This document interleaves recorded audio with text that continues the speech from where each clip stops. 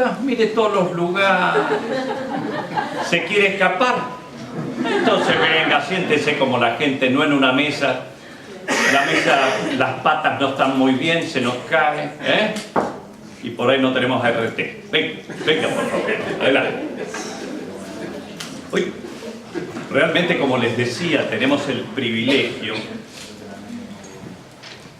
de que nos visite un grande, un maestro.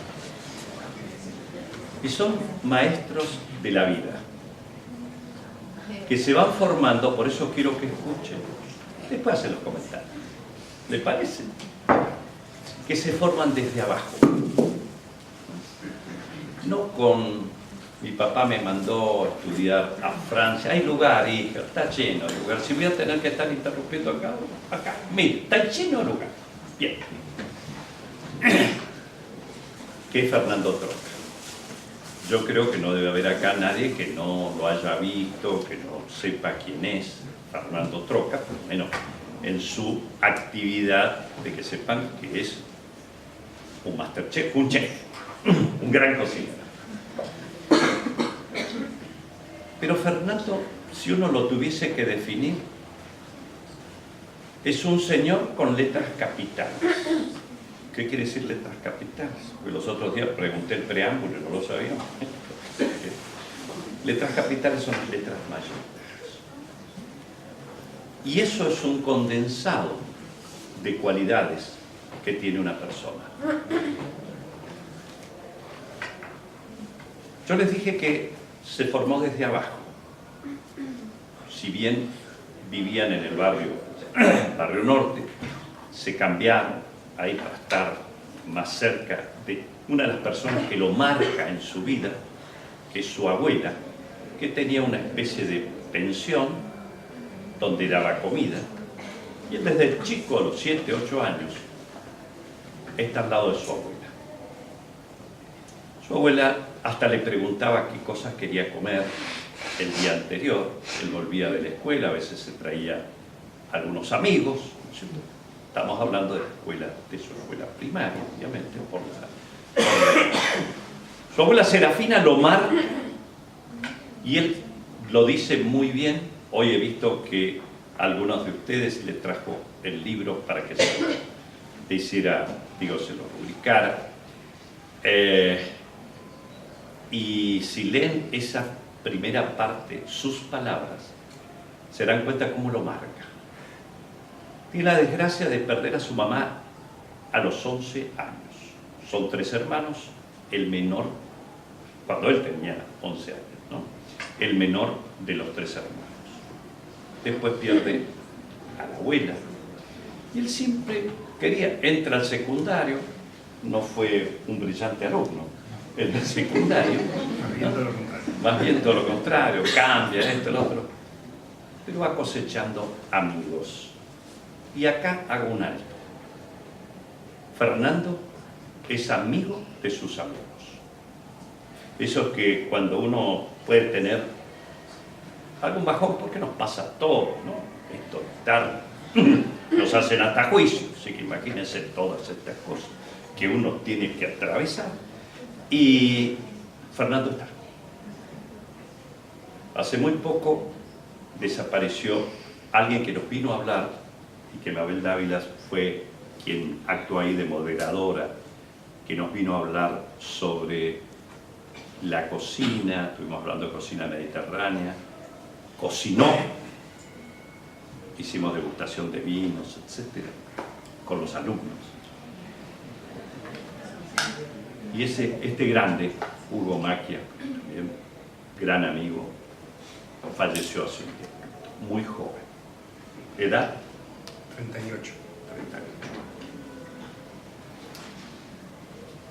Tuve, por ahí la desgracia de haberle descubierto lo que él tenía ahí en nuestra cátedra, porque tienen la humildad de venir al hospital público también a atenderse. Y le ha hecho un gran reconocimiento, y además están haciendo un libro para que los derechos de esos libros entre todos los masterchefs vayan para la familia de Hugo, para su mujer, sus hijos. sus hijas. Esto, digo, continuó un poquito. En ese afán de encontrar a ver qué iba a hacer. Empieza a trabajar en un restaurante, en el baño de un restaurante. En el baño de una discoteca. De una discoteca. Bien. Poniendo las toallas, jabones, esas cosas. ¿Y qué leías ahí? Básicamente cartas leía, porque todavía no existía el mail, así que era un momento, era el mejor momento. Yo me había ido a vivir a Bariloche porque me había querido ir a estudiar cocina a Bariloche, cosa que nunca sucedió. Con una escuela de cocina que iba a habían abierto una escuela de hotelería y cocina en Bariloche, y yo intenté irme a estudiar a esa escuela. No lo logré porque la escuela no tenía alumnos, no había profesores todavía. Estamos hablando de hace 30 años atrás, o sea que no había en ese momento, ¿no?, el boom que hay hoy. Entonces era mucho más difícil. Y bueno, yo decidí irme a Bariloche a estudiar, o a intentar estudiar en la escuela, porque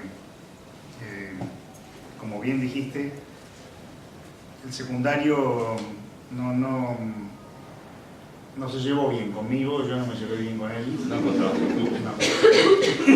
Hice muchos intentos, repetí, me echaron de las escuelas, y ya cuando mi papá se había cansado de presionarme para que yo terminara el colegio, un día me dijo: bueno, mira, si vos no querés estudiar más, no estudies más. Pero tenés que saber que si no estudias, tenés que trabajar. Porque yo te voy a dar casa y comida. Si estudias, te voy a mantener, además. Si no estudias, tenés que laburar. Yo le dije: no, voy a estudiar y trabajar. Bueno, trabajaba con él de cadete y estudiaba de noche. Intenté terminar el secundario en una escuela nocturna. No la terminé finalmente. Me faltaron 5 meses para terminar el secundario y no lo terminé.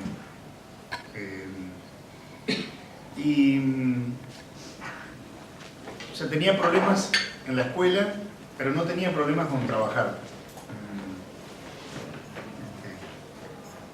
La verdad es que el colegio no me atraía, había algunas materias que me interesaban y la mayoría no. Bueno, ahí dejé el colegio, tuve la suerte entré al servicio militar, pero tuve la suerte de que a los poquitos días me dieron la baja por corto de vista. Y... Hola. Hola. Jessica Tromba, muy bien, muchas gracias por todo lo que has hecho con el hospital. Un aplauso.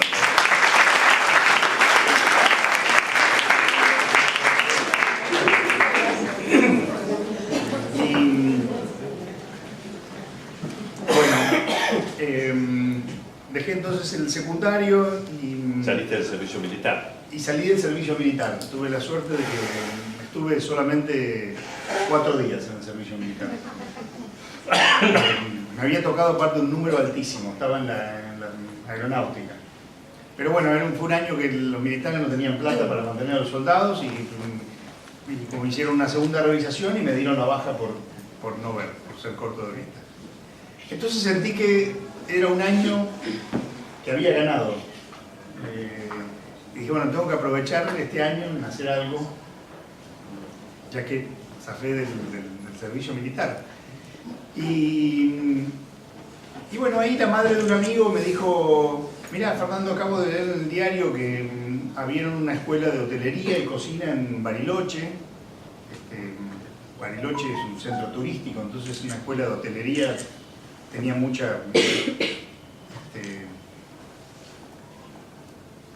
tenía mucha cabida en un lugar como Bariloche, una escuela de hotelería. Fue bien pensado. Y bueno, y ahí yo le dije a mi papá que quería estudiar cocina. Y él, que conocía, por supuesto, nuestra historia familiar, y lo que vos contaste recién, mi infancia, ¿no? Mi madre, que se enferma cuando yo soy chico, pero que también era una gran cocinera.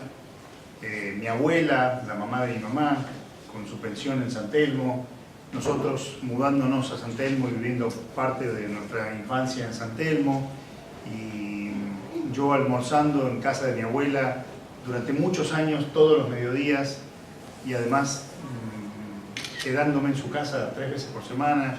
Yo era su nieto menor, entonces era como el preferido de mi abuela.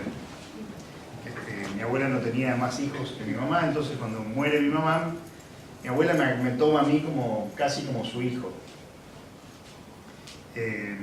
Pensando equivocadamente por ahí que como yo era el menor, era el que más iba a sufrir. Porque a mi hermano no les dio la misma bolilla que me dio a mí, digamos, con mis hermanos no fue igual. Y bueno, yo el recuerdo de verla cocinar lo tengo como muy vivo, fue algo para mí muy inspirador y sin ninguna duda que mi abuela fue la que me enamoró de la cocina. Digamos que la cocina ahí entra en mi vida por primera vez. Entra de otra manera, entra como me entra más por el corazón que por la pasión. Y bueno, no solo mi conexión con ella desde ahí, sino que además me enseña a comer. Y me enseña a comer de todo, y yo comía absolutamente de todo.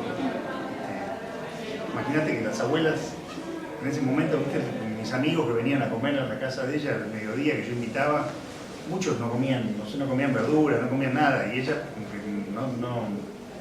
En cambio a mí cualquier cosa que me ponía en el plato, me la comía.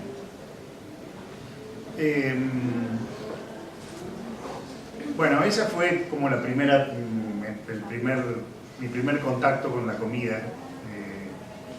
Y después eso me quedó. Mi abuela murió cuando yo tenía, no sé, 16 años o 15 años. Y yo seguí cocinando, pero de manera, por diversión. Cocinaba con mis amigos. Yo, digamos, era en un aspecto diferente al resto de mis compañeros. Mis amigos los fines de semana iban a bailar. Y bueno, iban al boliche. Yo odiaba eso. No me gustaba ir a bailar, no me gustaba sacar a bailar a las chicas, que las chicas siempre te dijeran que no. Ahora ya no sucede eso. Ahora vas a bailar y bailás solo, no importa. En ese momento vos sacabas a bailar a alguien y esa persona, aunque quisiera bailar con vos, siempre el primero te iba a decir que no. Entonces, y detestaba que hubiese alguien en la puerta del boliche que dijera vos sí, vos no. Entonces no iba a bailar, no me gustaba. Y el programa era quedarme con amigos a jugar a las cartas y yo cocinaba para ellos. O sea que la cocina como que siguió estando atada a mi vida. Y bueno, en un momento yo no sabía bien para dónde ir. La verdad es que estaba como medio desorientado. No había muchas cosas que me gustaran, que yo quisiera estudiar. Hasta que la madre de este amigo me dijo, mira, viste en el diario que inauguró Alfonsín una escuela en Bariloche. ¿Por qué no te vas a estudiar eso? Y yo le dije, sí, eso sí que quiero estudiar. Entonces ahí le dije a mi papá que me quería ir a estudiar. Bueno, como mi papá conocía toda esta historia que acabo de contar, tuve la suerte de que me apoyó. Y me dijo, bueno, me parece bien, me dijo, andate a Bariloche. Yo te voy a ayudar de acá. Me fui a vivir a Bariloche.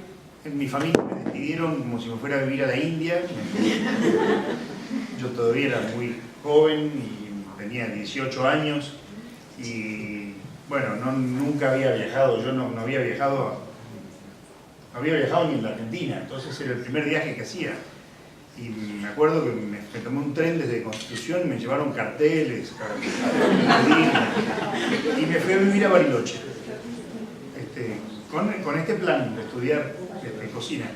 Cuando llegué a Bariloche fui a una discoteca. Curiosamente, las discotecas a las que no me gustaba ir a bailar, fui porque alguien me había hecho en contacto con el dueño de una discoteca que se llama Cerebro, que es muy famosa en Bariloche.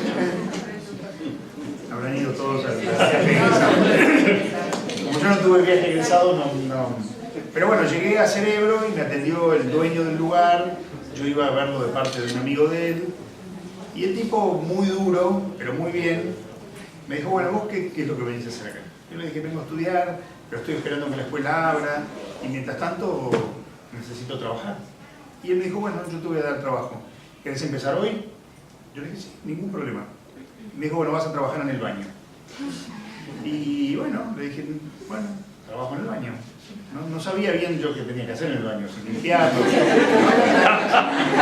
No había tarea de limpieza, pero lo que más me gustaba era que me ponían un smoking. Me ponían un smoking. Esta parte no la conocía.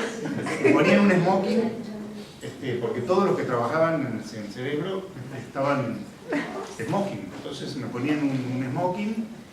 Y bueno, era un trabajo muy serio. Yo entraba a trabajar a las 10 de la noche hasta las 7 de la mañana. Y era duro, digamos, era un trabajo duro, pero a los 18 años lo podía hacer.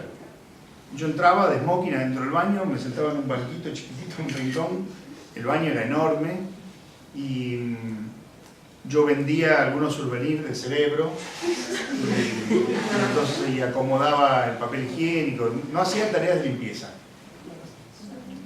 Y 3 veces por noche me dejaban salir del baño a tomar un refrigerio. Yo salía del baño, tenía que ir a la cocina, no podía andar circulando entre el boliche. Y bueno, ahí trabajé unos meses. Mi papá me escribía cartas, que yo me las guardaba, y mis amigos, yo me las guardaba para leerlas en el baño, porque había que matar las 9 horas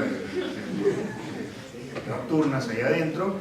Y bueno, mi papá recuerdo que todavía la tengo guardada, una carta que él me mandó donde me decía que me alentaba que yo siguiera y que el día que yo fuera un cocinero yo iba a poder decir que había empezado de abajo y atrás del baño.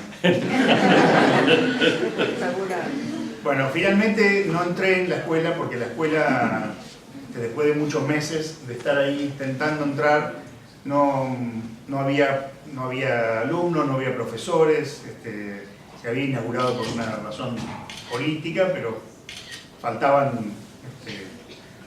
lo más importante, faltaban profesores y alumnos. Y el director de la escuela, que la verdad que se había portado muy bien conmigo, porque yo iba todas las semanas a preguntarle qué pasa, cuándo abren, me dijo, mira, si vos lo que querés es ser cocinero, metete a trabajar en un restaurante, lo más rápido que puedas. Y bueno, ahí yo decidí volverme a Buenos Aires a trabajar en un restaurante. Pero bueno, no tenía absolutamente ningún contacto, ni con nada, ni con restaurantes, nada. Ese mundo era un mundo totalmente desconocido para mí.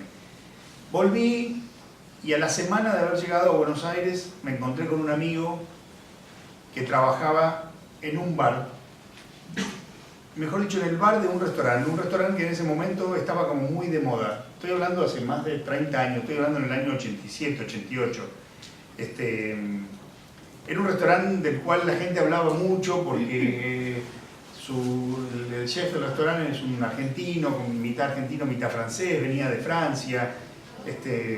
Tuve la suerte de que mi amigo era barman en ese restaurante. Entonces me dijo, mira, Giorgi, ¿cómo se llama? Giorgi era el cocinero, mi amigo era Pancho. Entonces me dijo, mira, vení porque están buscando a alguien en la cocina. Y bueno, ahí yo fui a la tarde y me recibió una chica, María Teresa, cocinera. Me dijo, bueno, estoy buscando a alguien acá para la cocina. Me dijo, ¿vos tenés experiencia? Y yo dije, no, la verdad que no. Pero me gusta, quiero aprender. Y bueno, me quedé ahí a trabajar en el restaurante.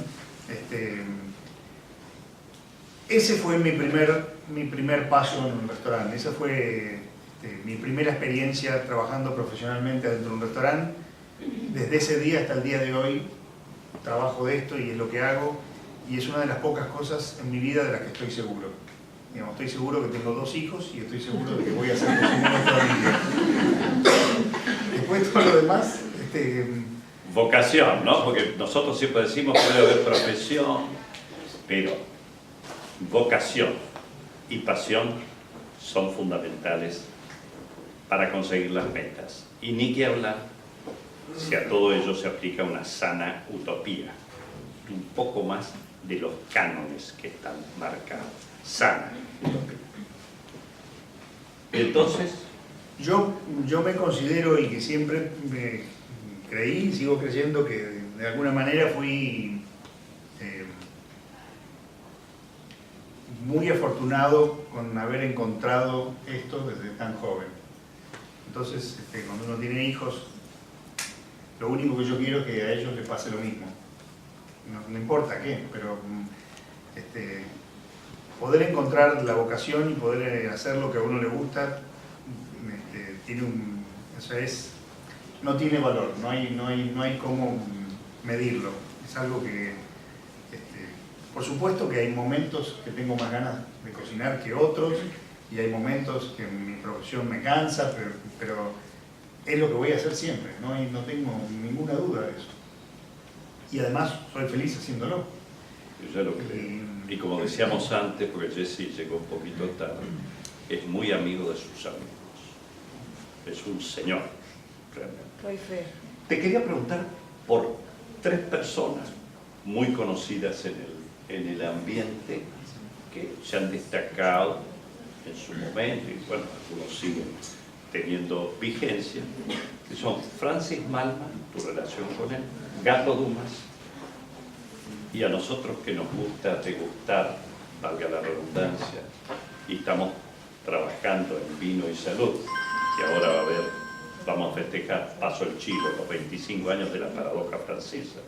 Viene una de las investigadoras que trabajó con Serge Renaud, vienen de Francia. Vamos a hacer el Ministerio de Ciencia y Técnica, ahí lo hemos posteado, el día jueves 22 a las 18:30. Tengo el honor de ser el moderador. Va a haber nuestro jefe de la sección Vino y Salud. Imagínate si esto es las utopías, un hospital que tenga vino y salud, ¿no? Bien, y que nos avalan, entre otras, las organizaciones internacionales de esto, pero viene la embajada francesa que trae a Dominique Lanzmann Petitori, que es una de las investigadoras hoy día cumbres en esto del vino, el doctor Pastor, y vamos a actuar humildemente ahí como moderadores. Entonces Brasco para nosotros, bueno, significa mucho. Entonces, ¿cómo fue tu vinculación con ellos? 3 personas muy importantes en mi carrera, las 3. El primero, el Gato Dumas, porque me tocó trabajar con él después de este restaurante donde yo trabajaba. Trabajé en este restaurante 1 año y medio, y un día escuché al dueño del restaurante que le decía a su socio que el Gato Dumas estaba por abrir un nuevo restaurante en un barco tipo Mississippi en el río. Y entonces le digo a Georgie, un compañero mío que trabajaba conmigo en la cocina, le digo: Georgie, tenemos que ir ahí a ver si el gato nos toma. Hay que trabajar con el gato. Y bueno, fuimos, nos tomamos un colectivo, nos fuimos a la costanera y empezamos a caminar. No teníamos idea de nada. Y de repente, efectivamente, vimos un barco como del Mississippi en obra, lo estaban arreglando.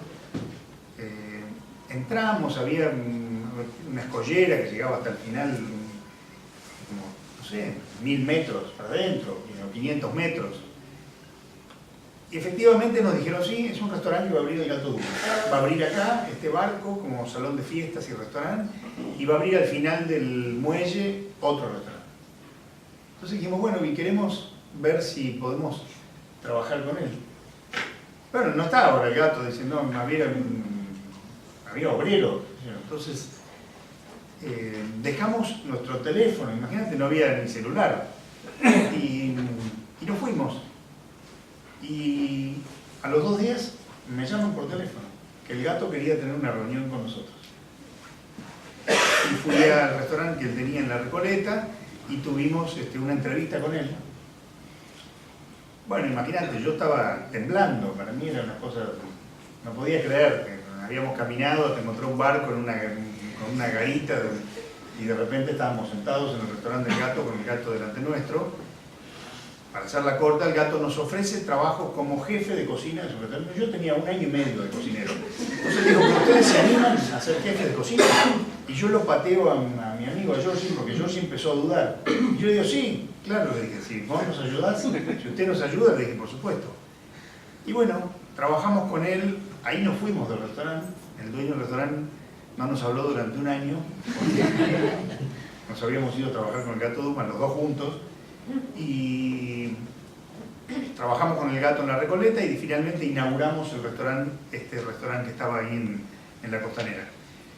El Gato fue un personaje a quien todos nosotros le debemos estar acá sentados y estar donde estamos, porque fue el primer cocinero que salió de una cocina para hacerse conocido, digamos, que sacó al cocinero fuera de la cocina. Además de eso tenía muchos otros talentos, que era para mí un gran artista, aunque no pienso que los cocineros seamos artistas. Son artistas. Yo creo que no, pienso que somos más artesanos que artistas. Bueno, artesano, pero se disfruta. Pero el gato era un tipo era un gran personaje, un gran personaje. Un personaje al que querías o no querías, no había en el medio nada. Y bueno, trabajé con él, aprendí mucho de él, aprendí sobre todo que en la cocina se puede, y es muy importante, como soltarse y ser libre, inventar y tirar a la basura, y si sale bien o sale mal, y que además se la puede pasar muy bien dentro de una cocina. Él nos dio mucha confianza, nos confió su cocina, nos ayudó, nos apoyó. Fue una experiencia muy buena. Después de eso, mi paso siguiente era trabajar con Malman. Yo quería trabajar con Francis. Y así fui construyendo mi carrera y yo dije, bueno, por supuesto que antes de todo esto yo lo único que soñaba era viajar. Pero no tenía los medios para hacerlo, entonces me tenía que quedar acá. Y dije, bueno, mientras me quede acá, me quiero trabajar con él. Y bueno, y empecé cuando sentía que había aprendido todo lo que tenía que aprender, decía, bueno, ahora es el momento de mover. Eso estuvo muy bien por un lado y por el otro no, porque hubo, no muchos, pero algunos trabajos que no me salieron, porque cuando miraban mi currículum me decían, pero vos te quedás un año y medio y después te vas. Y yo dije, sí, bueno, porque estoy haciendo carrera, era mi manera de aprender. Todos los cocineros trabajamos diferente, y entonces de todos se aprende algo. No hay una sola manera de aprender las cosas en la cocina. En la medicina supongo que es diferente. Pero en la cocina, esto que yo hago el puré de esta manera y con este procedimiento, vos lo podés hacer de otra y ella lo puede hacer de otra, y los tres pueden estar bien hechos. Pero lo importante es aprender de todos y después sacar vos el que más te guste. Bueno, finalmente Francis tenía un restaurante muy lindo que estaba en la calle Honduras y Serrano, en el medio de Palermo, cuando por supuesto Palermo no era lo que es hoy. Y no tenía ni nombre el restaurante, lo único que tenía era una vidriera con los cocineros vestidos con el gorro blanco como en Francia, y desde la calle veías trabajar a los cocineros. Yo iba ahí como ir al cine. Espectador, mirá. Iba a mirarlos trabajar, no podía creerlo. Los uniformes, yo quería tener ese uniforme blanco, el delantal hasta los pies, el gorro. Y bueno, un día entré y pedí hablar con Francis, me dijeron que no estaba, y volví hasta que lo encontré. Francis me recibió y le dije lo mismo que le habíamos dicho al gato. Le dije, mirá, soy cocinero y la verdad que te admiro mucho y quiero seguir aprendiendo. Y él me dijo, mira, yo en este momento no tengo nada para ofrecerte, pero si querés podés venir como ayudante, como pasante. Y bueno, y fui. Entonces yo trabajaba en el restaurante y en el horario que no trabajaba en el restaurante, trabajaba con él gratis. Y así lo hice durante casi un año, hasta que Francis me dio un trabajo. Y me dijo, bueno, si querés tengo un trabajo para vos en Las Leñas, en el centro de esquí. En Mendoza, y tenés que irte la temporada de invierno ahí. Y bueno, yo dije, por supuesto, ya. Y ahí le dije al gato Dumas que me iba a trabajar con Malman, otro que no me habló durante el día.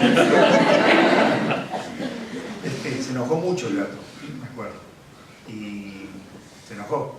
Después todo cambió, y fue un maestro y terminó siendo un amigo, y además algo muy curioso que el gato y yo nos conectó Por supuesto que el gato era mucho mayor que yo, pero teníamos hijos de la misma edad, y terminamos haciendo un día un programa de televisión como 2 generaciones, nosotros 2 con nuestros 2 hijos que eran de la misma generación. Y me fui a trabajar con Francis. Francis me dijo: te tenés que ir a Las Leñas, 4 meses, instalarte ahí en todo el invierno. Y yo estaba casado por primera vez en ese momento. Y yo la verdad que no pensé en eso. Yo dije: mira, me voy porque me salió este trabajo y yo lo tengo que hacer. Y bueno, me fui. Cuando volví no tenía más mujer. En ese momento se terminó, se había ido con otro, me había abandonado con otro. Pero bueno, tenía razón. Yo me fui 4 meses y... Francis fue muy diferente al gato en un aspecto. Aprendí mucho con Francis, aprendí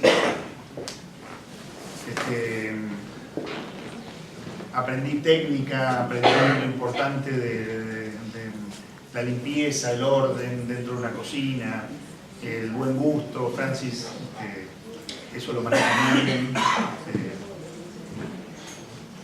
En ambos casos tuve la suerte de tener 2 maestros que además eran muy buenas personas, y Francis sigue siendo una muy buena persona, pero gente que jamás me maltrató, jamás me levantó la voz, jamás me gritó, me dieron oportunidades, confiaron en mí. O sea, muy importante también, ¿no? Porque, bueno, por ahí, que en esos momentos de carrera, si tenés por ahí trastabillazo, tenés una mala experiencia, puede ser que tires para otro lado. Pero bueno, estuvo muy bien, y yo trabajé con Francis durante 4 años. Trabajé 2 temporadas de invierno en Mendoza, después trabajé con él acá, después lo ayudé a hacer su primer libro. Yo hacía la producción de las recetas. Y bueno, fue sin duda un muy buen maestro, y tengo muy lindos recuerdos, sobre todo de aquel restaurante en Honduras. Él había venido a la Argentina y había abierto un restaurante acá, como eran los grandes restaurantes en París, un restaurante que solo sentaba 16 cubiertos, carísimo, un disparate de caro, con un servicio de lujo, cubiertos de plata. No había nada así. Y esos fueron como los primeros pasos importantes dentro Sí, Brasco, ¿qué relación? Miguel Brasco aparece después de eso. Miguel Brasco dirigía una revista que para mí fue la mejor revista dedicada a la gastronomía y al vino que hubo en Argentina.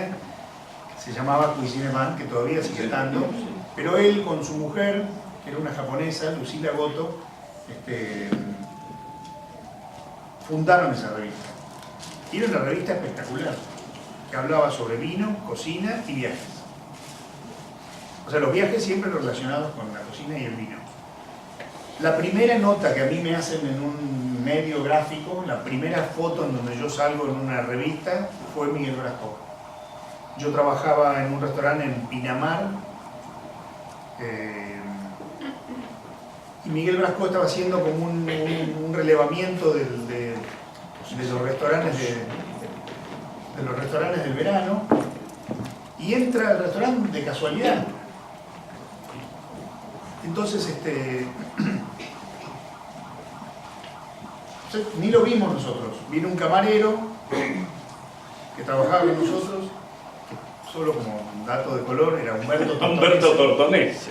Era amigo mío de la infancia y amigos de la época de San Telmo, íbamos al colegio primario juntos. Y Humberto se había venido a trabajar conmigo, era el jefe de sala del restaurante. Y Humberto viene y me dice: mirá, está comiendo Miguel Brasco. Nosotros no lo podíamos creer que estaba Miguel Brasco en el restaurante. Bueno, algo le gustó a Miguel y nos llamó. Fuimos con Giorgi, que era otro cocinero que trabajaba conmigo, nos hizo una entrevista, nos preguntó qué habíamos hecho, de dónde veníamos. Dijo: bueno, mañana vamos a venir a hacer unas fotos y vamos a hacer una nota sobre los restaurantes del verano y queremos que ustedes estén. También tengo guardada esa foto porque teníamos rota la chaqueta, éramos, no sé, haciendo temporada de verano, no estábamos preparados para la foto. Entonces salimos en la foto medio como tapándonos. Y la primera nota que me hacen en una revista me la hizo Miguel Brasco. Y ese fue el comienzo de una relación también muy linda, diferente, porque no era un maestro de la cocina, pero fue un maestro de muchas otras cosas para mí. Era un referente de la gastronomía, era para mí el periodista más serio que hubo acá. Y él, de alguna manera, le despertamos algo, éramos una nueva generación de cocineros, entonces me empecé a estar en contacto con él, salíamos a comer, me daba consejos, me recomendaba en otros trabajos. Y finalmente, en el año 91, o 92 o 93, principio de los 90, digamos, vino y me dijo, mira, voy a hacer un programa de televisión. No existían nada, no existían. Era Cablevisión, lo único que existía. No había ni programa de cocina ni nada que se le acercara. Y me dijo, voy a hacer un programa en el cable que va a ser un programa dedicado al vino. Se va a llamar Chateau Brasco. Y me gustaría que vos participes en este programa, que estés conmigo. Y que el programa va a tener una cápsula de 8 o 9 minutos de cocina y que la hagas vos. Y bueno, yo, imagínate. Sí, y bueno, hicimos ese programa de televisión, lo hicieron, el director y él, yo participaba de ese programa. Fue una experiencia increíble, para mí la mejor experiencia que tuve en la televisión, lejos. Era un director de cine que ya no vive, gran director y una gran persona, que era Eduardo Miñona. Eduardo dirigía el programa, o sea, era una cosa insólita, era un programa hecho para el cable, dirigido por un director de cine, hecho con escenografía de escenógrafos de cine, iluminadores de cine, Miguel Brasco, era todo.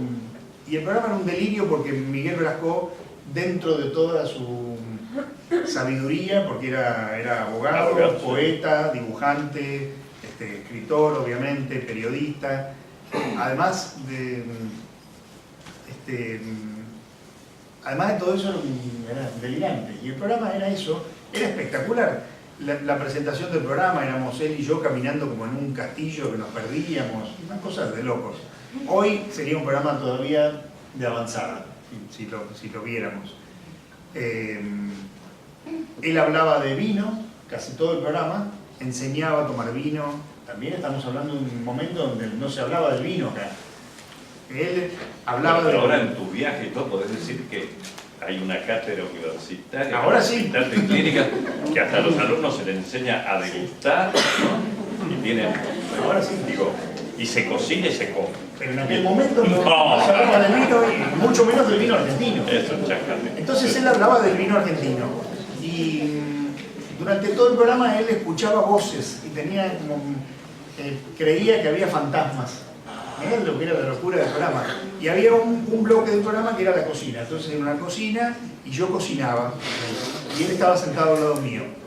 Y en ese bloque yo hacía una receta y él acompañaba esa receta con un vino. Y entonces todo el tiempo él me preguntaba, me decía, Fernando, ¿usted escucha las voces que yo escucho? Y yo decía, no escucho nada. Al final del programa, esas voces se convertían en esos fantasmas que él creía que escuchaba en ese chateau donde supuestamente vivíamos. Y entonces al final de cada programa venía un actor famoso, porque Miñona traía un actor que recitaba un poema relacionado con el vino. Y entonces el programa se apagaban las luces, empezaba a salir humo, y no sé, aparecía un actor con un libro leyendo un poema sobre el vino. Cuando el programa terminaba, Miguel me miraba y me decía, ¿vio? Que finalmente había voces. Y el programa terminaba así. Bueno, esa fue mi primera experiencia en la televisión. Fue espectacular. No duró mucho, lamentablemente, porque el programa tenía un productor que era medio delincuente, entonces desgraciadamente no duró por eso. El programa podría haber durado muchísimo. ¿Cuándo aparece tu, primer restaurante? Estoy hablando de la familia Bagó, ¿cómo te conectas? En ese momento, en el año 90, yo estoy trabajando como jefe de cocina de un hotel en Bariloche. Había vuelto a Bariloche, quería como volver a Bariloche, me ofrecieron un trabajo como jefe de cocina de un hotel muy chiquitito, divino. Me fui a trabajar ahí y llega al hotel Juan Carlos Bagó, Laboratorio, con toda su familia. Por supuesto que yo no lo conocía a él, ni siquiera sabía... Miren las oportunidades muchas veces dónde están, ¿no? Pero hay que tener el background, hay que formarse. Yo no sabía quién era Bagó, la verdad. Pero aparentemente llegaba al hotel alguien muy importante porque la dueña del hotel nos llamó, llega una familia entera, van a tomar 5 cuartos, se van a quedar un mes. Llegaron ahí, se instalaron en el hotel, él con su mujer y sus hijos, y bueno, inevitablemente los conocí, y comieron, y le gustaba la comida, entonces le gustaba comer, y un día me llamó y me preguntó, ¿y con quién trabajaste? Bueno, se fue del hotel, me dio una tarjeta y me dijo, cuando vuelvas a Buenos Aires, llámame. Jamás imaginé yo que iba a pasar lo que pasó. Yo pensé que él quería un contacto con un cocinero para hacer comidas en su casa. Lo llamé cuando volví a Buenos Aires y él me dijo, bueno, venime a ver el sábado a mi casa. Cuando llegué a la casa de él, empecé a tener un poco más de conciencia de casa. Sí, de la villa. Sí, el tipo bueno, entré a su casa, enorme, él me recibió. Quiero decir que Juan Carlos para mí ha sido un mecenas muy importante, una persona a quien yo admiro y respeto muchísimo, un caballero, un empresario argentino con todas las letras y con una humildad absoluta. Me sentó en el living de su casa y 2 horas más tarde me dijo, bueno, vamos a poner un restaurante juntos. No me conocía, no me había conocido muy brevemente en un hotel en Bariloche. Y yo le dije, no, pero yo no puedo, yo no tengo plata para poner un restaurante. Y me dijo, vos no te preocupes por eso. Yo me voy a ocupar del dinero y vos te vas a ocupar de lo que sabes hacer. Hicimos un restaurante, espectacular. Un restaurante que cuando abrimos, por supuesto no nos conocía nadie sabía ni de dónde veníamos, ni quiénes éramos. Y él invirtió mucho dinero en ese restaurante y yo tenía la responsabilidad de ese restaurante siendo muy joven. Cometí muchos errores porque, bueno, no tenía la experiencia suficiente y él me dejó cometer todos esos errores y el restaurante perdía muchísimo dinero todos los meses y yo la pasaba muy mal. Pero él estaba contento, él seguía apoyando el restaurante. Y un día me dijo, vos tenés que preocuparte porque este sea el mejor restaurante de Buenos Aires. Vos no te preocupes por el dinero porque en esta sociedad yo represento eso y yo te voy a apoyar. Yo cuando hago algo quiero ser el número 1, quiero ser el mejor. Quiero hacer las cosas de calidad, lo quiero hacer bien. Y bueno, así fue. Tampoco ganábamos plata. Él venía y me decía, ¿te gusta la cocina que tenés? Y yo decía, sí. Pero ¿no hay mejores cocinas? La importación. Sí. Y yo digo, sí, bueno, por supuesto. Hay. Me dijo, bueno, comprate la mejor cocina que encuentres. Me dice, en tecnología siempre hay que estar muy arriba. Y bueno, yo me mandaba a traer una cocina de Estados Unidos que había que romper la puerta del restaurante para entrarla. Yo, antes de abrir ese restaurante que se llamó Liers, hice mi primer viaje a Europa, trabajé en Europa, hice muchas pasantías, hice un viaje muy largo por Europa y trabajé en Madrid, en Italia, en Florencia, en Módena, en San Sebastián, en Francia, haciendo pasantías, ¿no? Formándome. Y terminé ese viaje en Nueva York. Después de todo ese viaje largo, terminé en Nueva York. Y cuando llegué a Nueva York me rompió la cabeza. De alguna manera dije, esto es de loco, no podía creer la energía de la ciudad,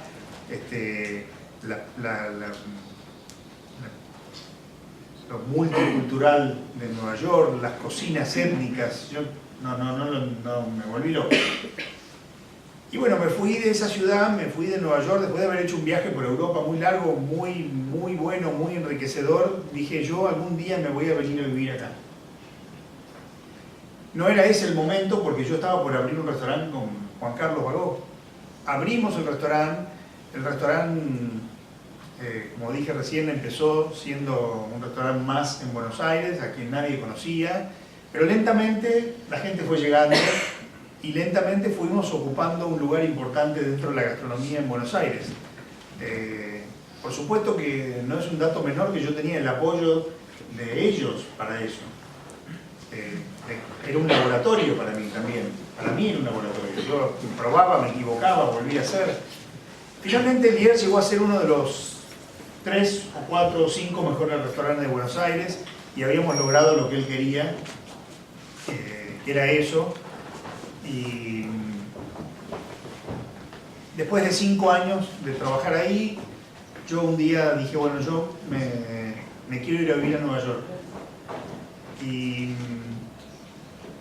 sentía que estaba demasiado cómodo, que había estado muy bien todo ese tiempo, todos esos años, que había tenido el apoyo de él, que había aprendido mucho, pero que ya estaba en un momento donde, bueno, yo no puedo quedar acá al lado de Bagó 10 años más. Y él me va a seguir pagando, y aunque el restaurante no gane plata, pero yo necesito algo más. Esto no. Entonces, tanta comodidad me dio incomodidad. Y dije, me voy a vivir a Nueva York. Eso es lo que voy a hacer. Yo no hablaba una palabra de inglés, pero ni una. No es que no hablaba poco, no hablaba inglés. No tenía papeles para ir a trabajar en Nueva York. No tenía, por supuesto, trabajo. Menos tenía una casa.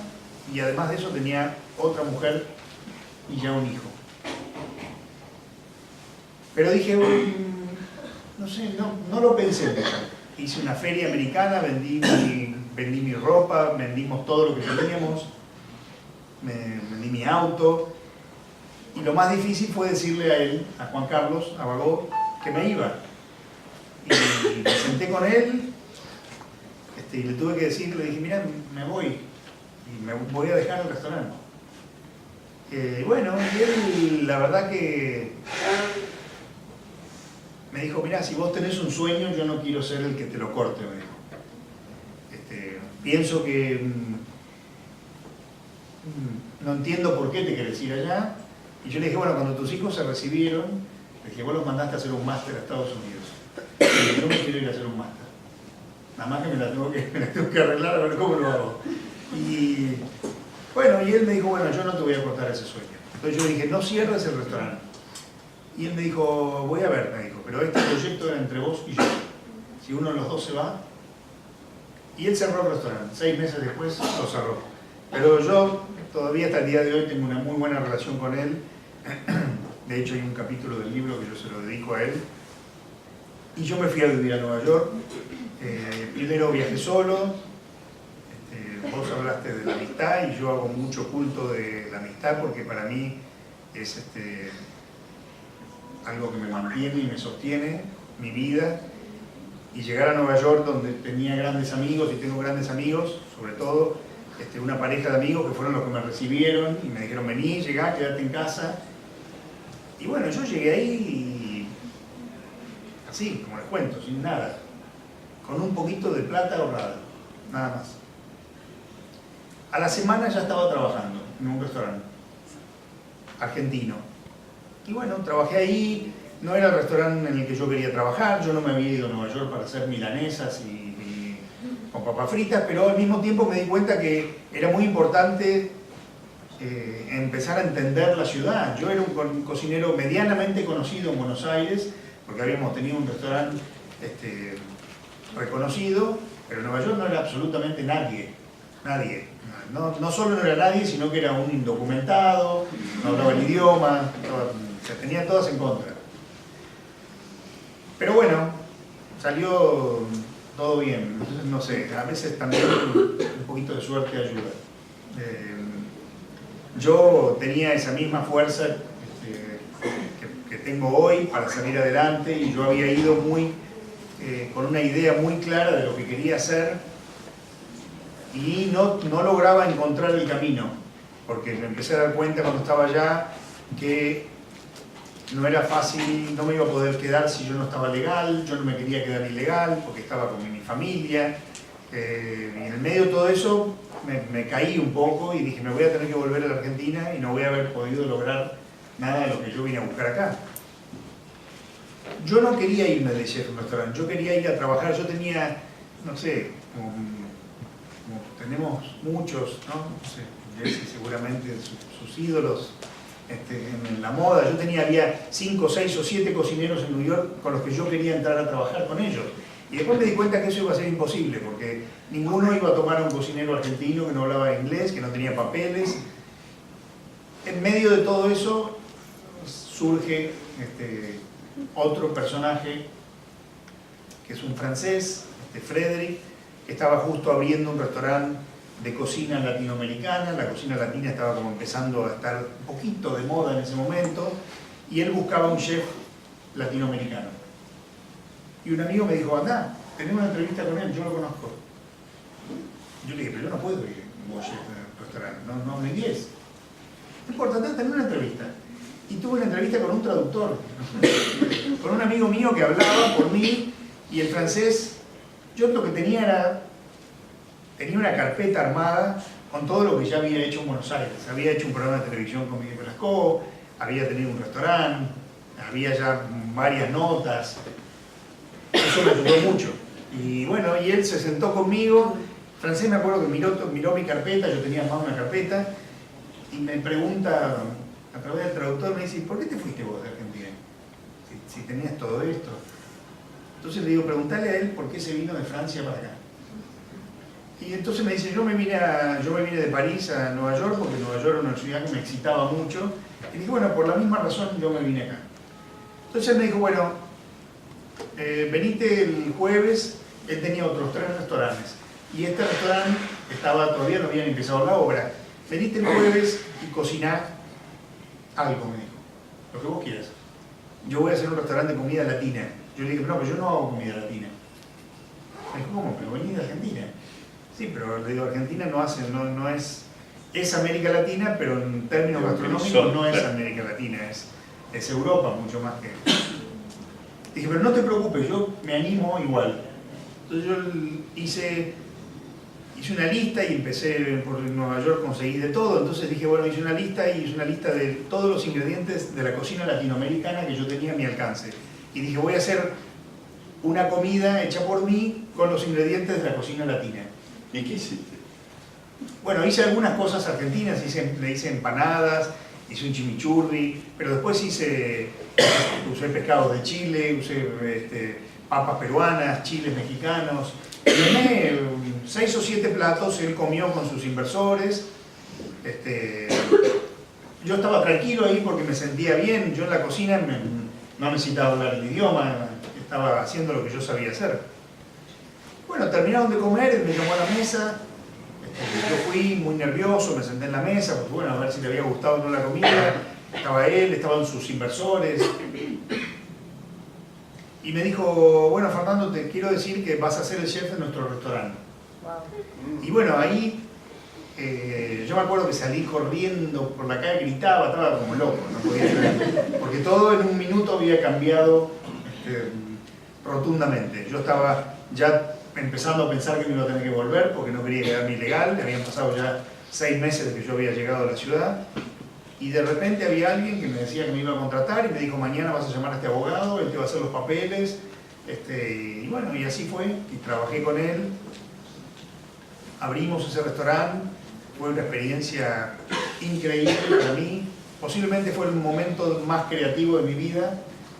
Ojalá pudiera hoy tener el 20% de creatividad del que tuve en ese momento, pero la cabeza me explotó. Y bueno, y estuve de chef ahí, aprendí a hablar inglés a la fuerza. Hubo mucha prensa, que fue muy bueno para mí, del restaurante, se habló mucho del restaurante, fue un restaurante que se puso muy de moda, no tanto por la comida, sino por la gente que circulaba en el restaurante. Ellos venían todos del mundo de la moda, entonces Era un restaurante donde todas las noches llegaban todas las modelos famosas de los años 90, Cindy Crawford, Claudia Schiffer, pero todos los días, sin parar. Y nosotros teníamos la cocina abierta, entonces decíamos, bueno, a ver quién viene hoy. Y Eric Clapton, y Jack Nicholson, y David Bowie, era así, permanente. Y bueno, imagínate, yo estaba que no podía más.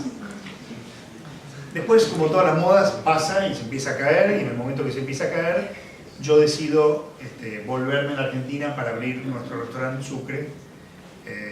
Nueva York ya me había dado todo lo que yo había ido a buscar, me había dado mucho más de lo que yo había ido a buscar. Yo tampoco quería quedarme a vivir ahí, no quería que mi hijo, no quería un hijo adolescente americano. Pedro tenía 2 años, yo dije, no quiero criar a mi hijo acá, quiero volver también en una vida muy dura, muy dura. Yo trabajé como más que nunca en mi vida ahí. No solo la cantidad de horas de trabajo, sino la presión que uno siente trabajando en una ciudad como esa, donde sentís que atrás tuyo hay 20 personas que quieren ocupar tu lugar y están esperando donde vos te equivoques para que te saquen y pongan a otro. Y bueno, me volví, abrimos Sucre. Hasta el día de hoy yo sigo muy relacionado con Frederick, que fue aquel que me dio esa oportunidad. Además de eso, todavía hasta el día de hoy, él todavía me llama y me propone hacer cosas juntos en Nueva York, y hay un proyecto de que abramos un restaurante allá. O sea que fue una relación que se dio vuelta, que un poco lo del gato. Empezó siendo mi jefe, porque era mi jefe, y bueno, y ahora y después pasó a otro plano.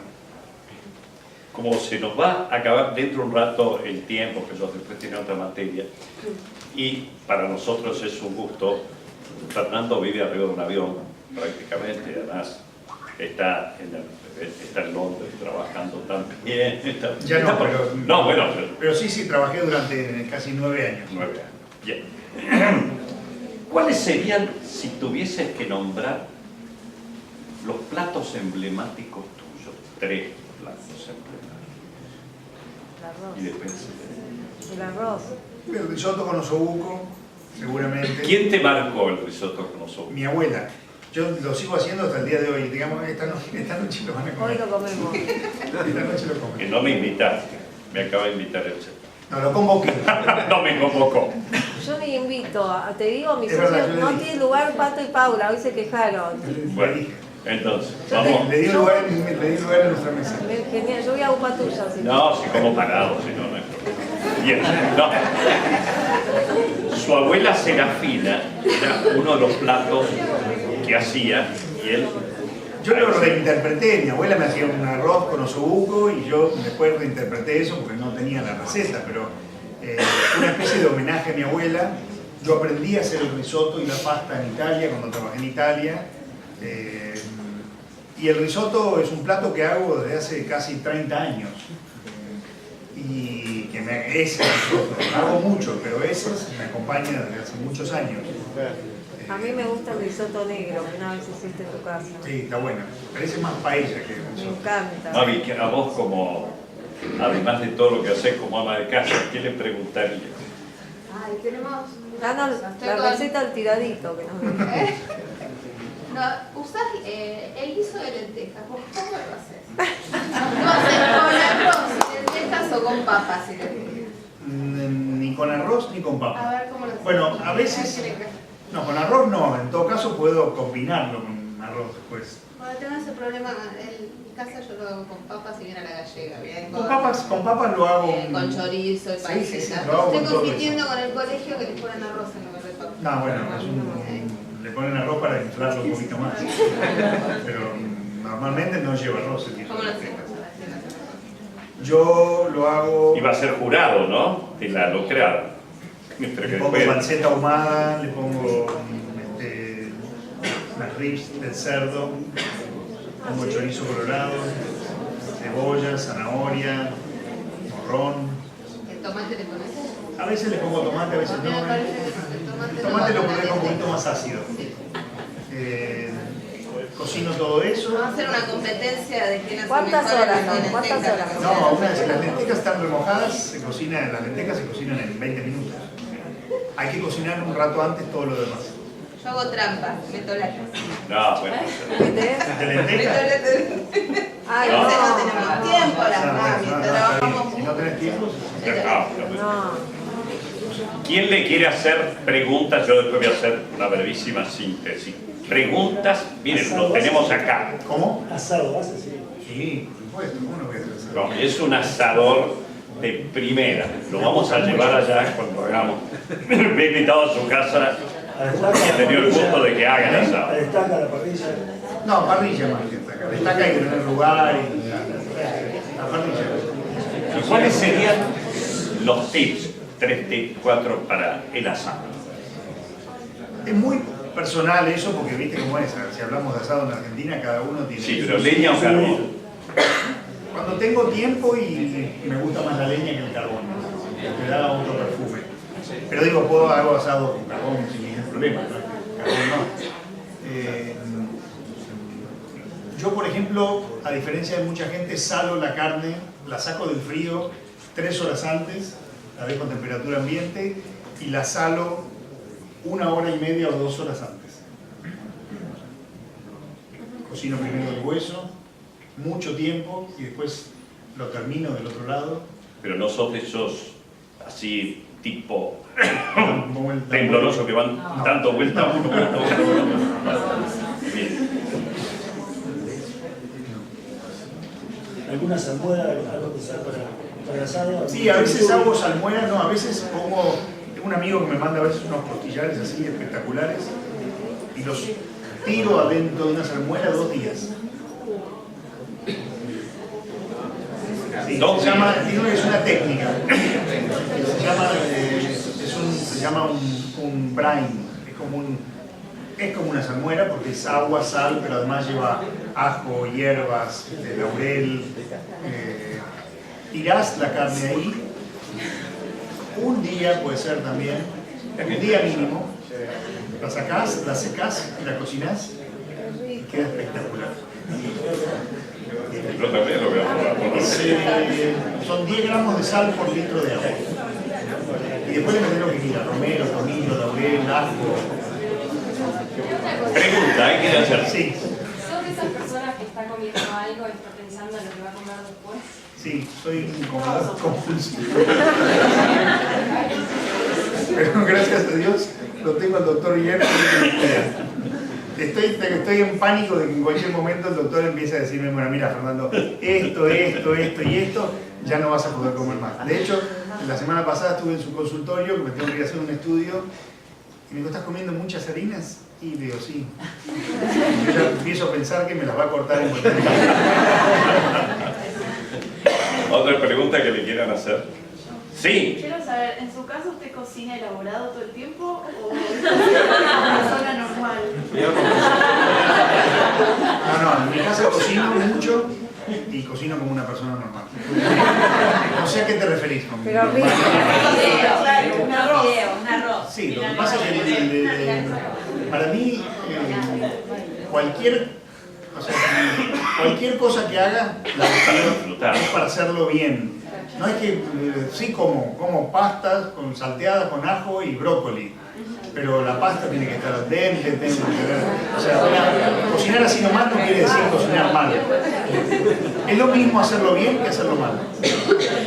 Hay otra pregunta. Ah, Si tenés que elegir una cantina de acá de la ciudad de Buenos Aires, ¿cuál elegís? Muchas. Una Pero sola. vos vas a comer, generalmente vas. Voy a comer a muchos lugares acá, sí. Sí. Cuando quiero comer carne, vamos Don con el Julio. doctor a Don Julio, que para mí es la mejor parrilla acá en Buenos Aires. hay una anécdota muy buena. Cuando vino Hollande, el presidente, le habían ofrecido la Casa Rosada una cena. Pero a él lo acompañó otro amigo de Fernando, que es un chef también muy reconocido, Colagreco, Mauro. No, a ese lo tenés que invitar acá a hablar un día. No, lo vamos a invitar también a Mauro Colagreco. Y dijo, no, acá hemos comido más. Le habló a don Julio, al presidente, imagínense, y cayeron a la 1 de la mañana todo el dispositivo de seguridad ahí en Palermo que había que hacer. para que fuera a comer carne, porque Mauro quería que comiese carne en un buen lugar. Qué va. No, te quería preguntar si, viste que ahí en Recoleta también el restaurante este que se llama Lola, también era un poco emblemático ahí de la zona. Muy ¿no? emblemático. Eso, Claro. cuando yo conté la época del Gato Dumas, era la época de Lola. Claro, la de Lola, que ahora creo que está un poco... Creo que no se maya, no sé. No, más. No, pero era así, Lola y el Gato Dumas era, Exacto. era emblemático. De ahí Sí, una consultita más. Sí, Con el tema de que irse con Sucre y todo eso, sé que tiene muy buena barra también. Quería Sí. saber si te gusta también la combinación de cocina y trago, como si Yo no practico, en todo caso no quiero decir que no creo, sino que no practico mucho los famosos maridajes. Yo pienso que cuando uno se sienta en un restaurante y estás con la gente que tenés ganas de estar y comés lo que tenés ganas de comer y tomás lo que tenés ganas de tomar, siempre va a maridar bien. Lo de la barra en Sucre fue cuando yo volví para abrir Sucre. Yo venía de Nueva York con un montón de ideas en la cabeza, de cosas que había visto allá, y Sucre estuvo como fundado en tres patas muy importantes: la cocina abierta, el bar y el vino. Tiene una bodega muy grande en el medio. acaba que tienes. Entonces eran tres cosas que en ese momento empezaban a hacer ruido acá. O sea, hoy hay mucha cultura de bar y hay un montón de bares, pero hace 16 años no había tantos bares. Entonces Sucre tenía esas tres cosas como muy importantes. Teníamos, cada uno se ocupaba de algo. Yo me ocupaba de la cocina, pero teníamos a Tato, que era nuestro bartender y jefe de barra, y después alguien que se ocupaba del vino, pero digamos, esas tres cosas fueron en gran parte el éxito de Sucre. ¿Alguna otra pregunta? Sí, yo tengo una. En tu cocina en particular o la industria gastronómica en general, ¿tienen en cuenta los platos para celíacos o aptos para celíacos? Cada vez más. No, yo no. Si me preguntás, no. Sí, tenemos opciones, pero no es que al momento de hacer un menú se tiene en cuenta más el vegetariano, pero muchas veces, muchos de los platos, hay muchas cosas que uno puede comer si no sería con un restaurante. Claro, pero más allá del Diferente por ahí es si tuvieras una pastelería o una panadería. Claro. Pero en un restaurante hay muchas cosas. La mayoría de las cosas el celíaco las puede comer. Pero poner, por ejemplo, pastas no. No, No, pastas sí, no, sí. pero es un menú que hay 16 opciones de platos, donde dentro de los 16 hay una o dos pastas. Digamos, tenés 14 más que seguramente pueden comer los celíacos. ¿Alguna otra pregunta? Hablando de las harinas, cuando querés hacer un pan, una pizza, ¿usás harina integral, mezcla, usás masa madre, usás levadura? ¿Qué usás? Masa madre. Masa madre. Sí. Está bien. No, qué bien. ¿Usted cocina? No, más o menos algo. ¿Vale? Bueno, si hablas de masa madre, porque sabés. No bate, claro. Si hablo de masa Si me madre, pregunto acá a todos que qué vamos- significa la masa madre, no sé cuánto saben. lo estamos anotando para ir a probar sus pizzas. La masa madre es la manera más natural de hacer el pan. Usa las bacterias, todo de la misma No se usan levaduras artificiales, sino que se usan levaduras naturales. Y hay que ir alimentándola como un bebé. Sí. Sí, hay masas madre, hay madres que duran 10 años. De hecho, antes no existía la levadura comercial, entonces las familias se iban pasando de familia en familia la masa madre. Todavía sigue siendo así. Yo tengo amigos panaderos que me pasan la masa madre, o nosotros le pasamos la masa madre del pan que hacemos. Pero sí, hacemos pan con masa madre. ¿Alguna otra pregunta?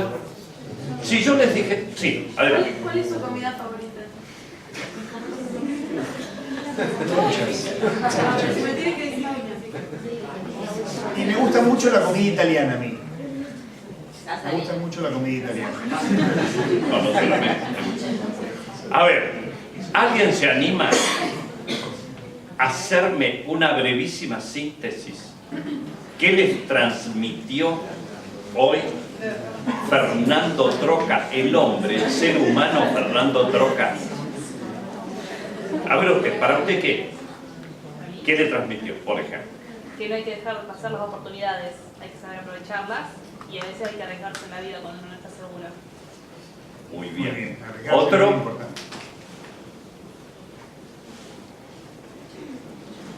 Yo opino, doctor, que las oportunidades siempre en la vida están, pero uno tiene que estar preciso en ese momento para poder aprovecharlo. Y tiene que estar, digo, Sí. uno se tiene que fijar metas. Él ha demostrado que se fijaba metas. Su perseverancia en pos de, entrecomillados, pues un sueño. Y siempre, digo, estar preparado para lo que viene.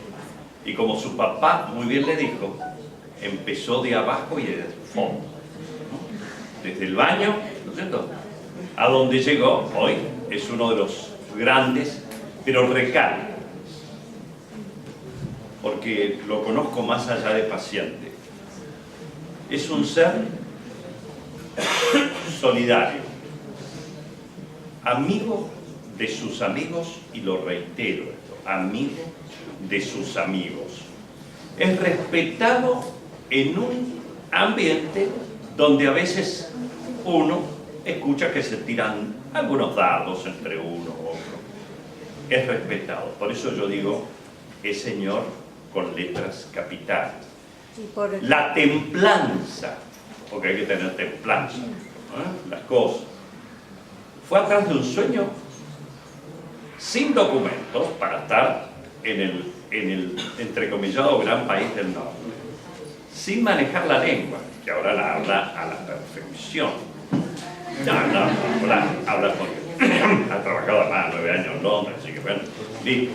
Y digo, el brindar también oportunidades, y él es un maestro, no solamente de la vida, es un maestro de muchos jóvenes que se acercan para tratar de seguir ese camino.